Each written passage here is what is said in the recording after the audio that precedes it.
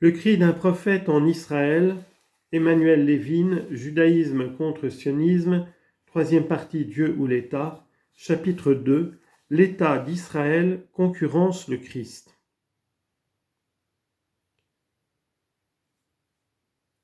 « 17 septembre 1967. Monsieur le directeur, j'ai pris connaissance avec quelques retards des libres opinions du rabbin Josie Eisenberg dans Le Monde du 30 août 1967, dans lesquels il attaque l'idée de la désionisation et soutient que l'État d'Israël ne peut exister sans le judaïsme.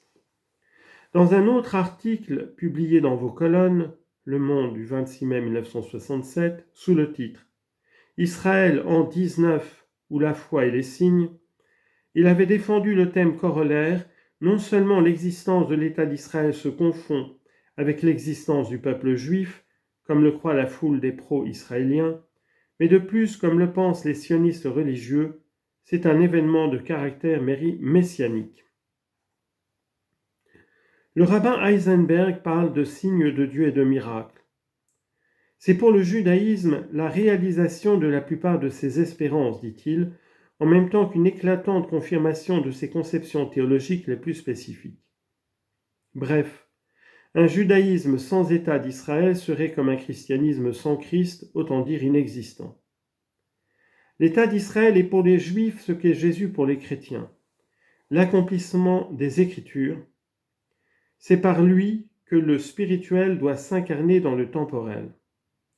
De sorte que le Juif qui refuse l'État d'Israël est aux yeux des sionistes, comme le Juif qui refuse le Christ aux yeux des chrétiens. Il mérite toutes les malédictions, il fait partie d'une poignée de fanatiques et d'irréductibles. Les chrétiens m'invitent à reconnaître Dieu dans un homme et dans un corps. Les sionistes me contraignent à reconnaître Dieu dans un État et dans un territoire. Et pour appuyer sa thèse sioniste, le rabbin Eisenberg, en fin lettré, fait une citation remarquable de Fustel de Coulanges, qui est prise dans, point de suspension, l'histoire d'Israël de Baron, professeur à la Columbia University. Or, elle est utilisée par l'éminent historien pour soutenir une thèse diamétralement opposée et qui est celle-ci: le mouvement de l'histoire juive tend vers l'émancipation de l'État et du territoire.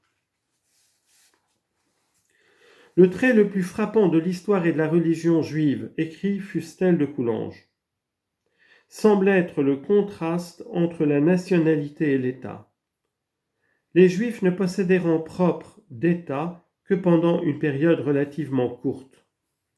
Graduellement, la nation s'émancipa de l'État et du territoire. De même que la religion juive se libéra peu à peu de toute localisation déterminée, le peuple juif se détacha lui aussi toujours davantage du sol. Une ascendance commune, un commun destin et une civilisation incluant la religion commune, tels furent pour Israël les facteurs d'unité. Selon Fustel de Coulanges, le vrai patriotisme n'est pas l'amour du sol, mais l'amour du passé, la vénération pour les générations qui nous ont précédés. Si un Français dont la nation est restée enracinée dans son territoire durant des millénaires peut regarder l'histoire et non le sol comme l'élément essentiel de son sentiment national, combien une semblable conviction imprègne-t-elle davantage la mentalité des Juifs pour qui elle n'a pas été une simple abstraction théorique, mais une question de vie ou de mort. Je pense que vos lecteurs seront intéressés par cette note qui rend à la citation de l'historien français le sens que lui a donné l'historien juif. L'honnêteté intellectuelle ne serait-elle pas une vertu rabbinique ? Troisième chapitre. La désionisation. Personnellement, je ne partage pas l'idée de la désionisation, mais pour des raisons toutes différentes de celles du rabbin Eisenberg. Je n'en suis que plus à l'aise pour remarquer que ces arguments contre cette thèse réaliste portent à faux.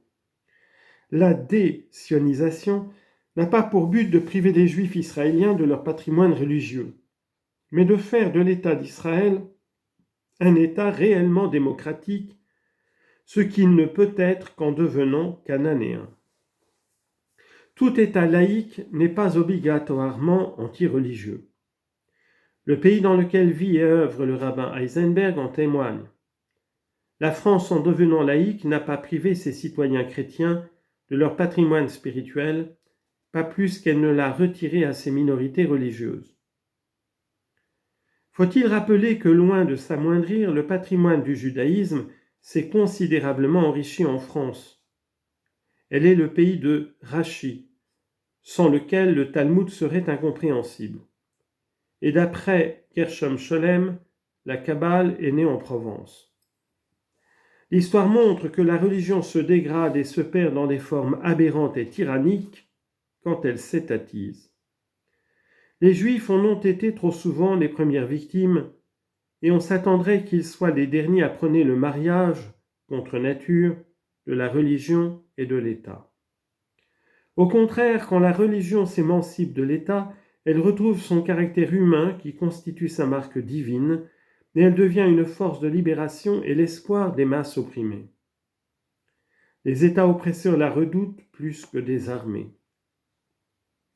L'Église d'aujourd'hui en donne l'exemple, et des œuvres et des écrits comme ceux du Père Gautier sont édifiants à ce sujet. Les partisans de la désionisation sont des Juifs qui ne veulent pas revenir au Moyen Âge. Qui ne les comprendrait ? Mais l'État laïque est-il un ange et se montrait-il incapable d'enfanter des monstres ? Le nationalisme, même laïque, est également une religion qui arrive à commettre les pires atrocités. Peut-on reprocher aux États-Unis de ne pas être un pays démocratique et moderne ? À mon humble avis, seul le mondialisme a des chances de délivrer l'humanité de ses maux et de ses souffrances, qui ont pour cause principale sa division en souverainetés, qui sont toutes plus arbitraires les unes que les autres, et qui ne s'établissent que par des violences et des guerres.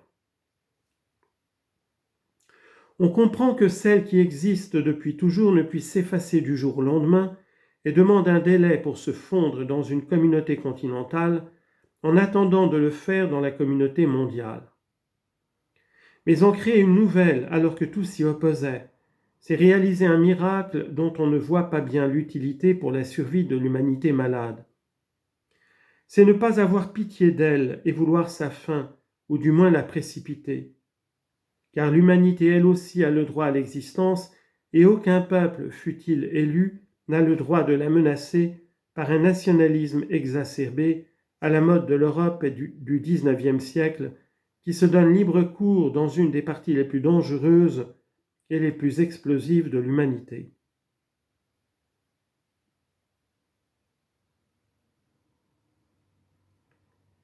Et le plus explosif de la planète. Cette élection, au contraire, lui commande de montrer l'exemple des renoncements indispensables à la sauvegarde de la paix mondiale. La Kabbale révèle que le monde n'a été créé et ne subsiste que parce que Dieu a renoncé à l'expansion et s'est retiré, exilé, à l'intérieur de lui-même.